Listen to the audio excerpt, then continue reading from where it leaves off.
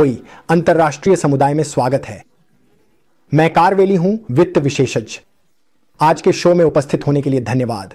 आज का मुद्दा है चीजें जो आपको गरीब बना देती हैं। अधिकांश घरों के पास समान पारिवारिक खर्च होते हैं, जैसे आवास, यातायात, कर, बिजली, भोजन आदि। इनमें से सबसे विशाल खर्चा यहां वाहन है, जो आपकी बजट को खत्म कर रहा है।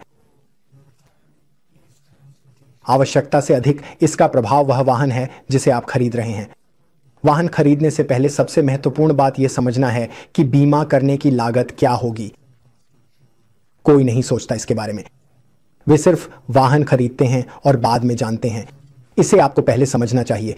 आप अपने परिवार के सदस्यों के साथ गाड़ी साझा कर सकते हैं और आपके पास कम गाड़ी हो सकती है। यह एक अच्छी रणनीति है। सावधानी बरतना आवश्यक है। दोस्तों के साथ शेयर करने का क्या विचार है? यदि आप विश्वविद्यालय में हों तो इसकी अच्छी तरह से दस्तावेजीकरण करें। मैंने लंबे समय तक कार का व्यापार किया है। वे नई कार की मूल्य को बहुत ज्यादा कम कर देते हैं, कभी कभी मूल्य की आधी कीमत तक। अगर आप 2-3 साल पुरानी कार खरीदना चाहते हैं तो यह बहुत अच्छा है, क्योंकि आप 5,000, 10,000, 15,000 या 20,000 डॉलर का बचत करेंगे। कार की कीमत पर निर्भरता, यह बड़ी बचत हो सकती है। ध्यान दें कि मूल्य क्षेप ही वह रकम है जो आप अपनी आय पर खर्च कर रहे हैं और जिस पर आपको कर देना होगा। इसलिए यह दरअसल अधिक धन है, आयकर कटौती के बाद का पैसा जो आप उस वाहन पर खर्च कर रहे हैं। जब आप कार शोरूम में जाते हैं और $50,000 की कार खरीदते हैं तो ध्यान दें कि इसके साथ अन्य खर्च भी जुड़े होंगे, जैसे वारंटी, गैप इंश्योरेंस, शुल्क और ब्याज की लागत। आप शायद इस वाहन को 72 महीने के लिए वित्त कर सकते हैं। इससे आपके खर्च बहुत हो सकते हैं। शायद ये कार आपको हर साल $8,000 की लागत देगी। अब ये 20,000 की होगी, फिर कर चुकाने के बाद 8 तक पहुंचोगे। ध्यान रखना, 72 महीने का मतलब बहुत दिन है। इसलिए अगर आप 10,000 जाते हैं, बस कोई मोटा नंबर, 72 महीनों का समय, तो ये 60,000 के करीब है जो आप इस गाड़ी में चुका रहे हैं। उदाहरण के लिए उससे भी बहुत ज्यादा हो सकता है। इसे ध्यान में रखना। मगर सोचिए कि उतने पैसे से आप और क्या क्या खरीद सकते हैं। ये वैल्यू डिप्रीशिएट कर रही है। इन पैसों को आप किसी इन्वेस्टमेंट में या घर में इन्वेस्ट करके कोई एसेट बना सकते हैं। ये कार डिप्रीशिएट कर रही है। इसलिए याद रखना पड़ेगा, अगर आप साल भर में सिर्फ 40,000 कमाते हैं और आप साल भर में 10,000 चुका रहे हैं, तो ये आपकी अगले 6 साल की कमाई का 25% जितना है। ये दरअसल पागलपन है। ध्यान रखना, भूल नहीं जाना। ईंधन के इस्तेमाल पर आप वो बड़ी एसयूवी $500 महीने में ले सकते हैं, या आप वो साधारण कार $200 महीने में अर्जित कर सकते हैं, जो साल में लगभग 2,500 से $3,000 हो जाएगा। यह एक बड़ी रकम है। आपको इसके अन्य क्षेत्रों में लगा सकते हैं। अगर परिवार है तो मुश्किल हो सकता है, लेकिन कम इस्तेमाल वाली वैन और इस तरह के गाड़ी मौजूद हैं। ये महंगे हैं लेकिन आपके बजट में फिट हो सकते हैं। लग्जरी विचित्र वाहनों की मुरम्मत और देखभाल भी महंगी हो सकती है।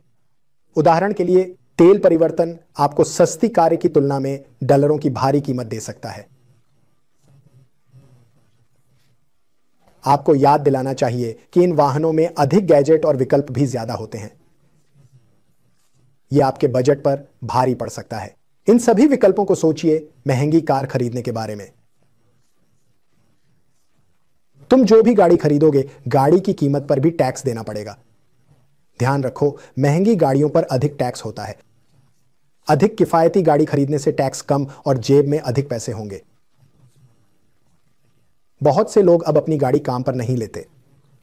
पार्किंग, पेट्रोल, रिपेयर खर्च को बचाने के लिए बड़ी बचत की संभावना है। लोग पब्लिक ट्रांसपोर्ट या कार शेयरिंग पर आधारित हैं।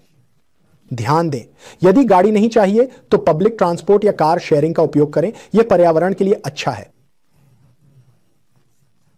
आखिर में स्टेटस क्वो न हो।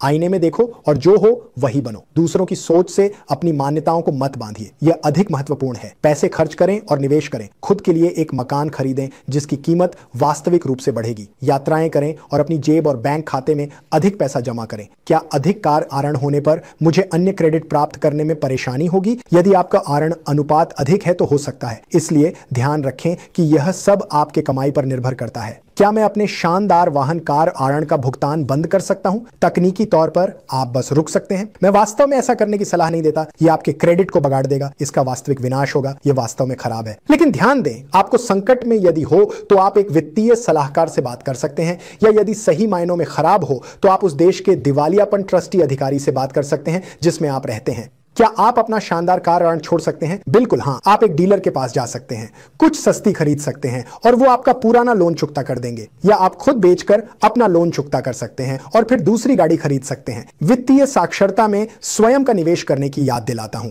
masteroffinance.com पर मेरी ई बुक की जांच करें, हमारे यूट्यूब चैनल को सब्सक्राइब करें, हमें इंस्टाग्राम पर फॉलो करें और फेसबुक पर हमें लाइक करें। मैं कारवेली हूं, मास्टर ऑफ फाइनेंस। दुनिया भर में अपने सभी दोस्तों और परिवार को बताएं। ढेर सारा प्यार, आपसे जल्दी मिलने की उम्मीद।